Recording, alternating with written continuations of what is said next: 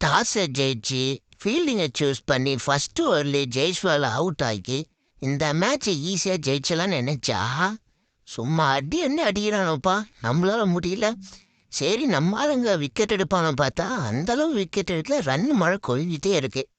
லாஸ்ட்டாக கல்லில் ஆகும்போதும் நம்ம பத்திரம் போட்டு கடைசியாக கொஞ்சம் ரன்னு கம்மியாக கொடுத்து 183 அடித்தா வின்னுன்ற இலக்கை கொடுத்தாங்க.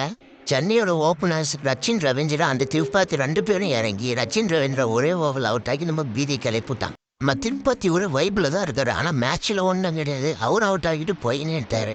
1 ஓவரில் இறங்க நம்ம கெய்கோடு சும்மா மரண அடிச்சு நம்மளை எப்படி ஜெயிக்க வச்சான்னு அவன் நினச்சா கடைசியில் அசுரங்க பாலில் அவுட் ஆகிட்டாரு. அடுத்துதான் நம்ம ஜடேஜா இறங்காரு. அவர் அடிப்பாரு நம்ம நினைக்க முடியாது, அவர் நினைக்காத தந்து அடிப்பாரு. சரி, அப்புறம் நம்ம தலை தோனி வந்து 2 பேர் காம்பினேஷன்ல வின் பண்ணி கொடுத்தோம். நினைச்சா பார்த்தா நம்ம தலை தோனி அவுட்டு. எல்லாம் முடிஞ்சிங்க, இந்த வீடியோ முடிஞ்சு. நம்ம சிஎஸ்கே எப்படி விளையாடுறாங்க, நீ எப்படி விளையாட போறாங்க, ஜெயிப்பாங்களா மாட்டாங்களான்றது நீ என்ன நினைக்கிறேன்றதை கமெண்ட்ஸில் கமெண்ட் பண்ணுங்க. உங்களோட கமெண்ட் எல்லாத்தையும் நான் அடுத்த வீடியோவில் பேசுகிறேன். பாய் பாய்.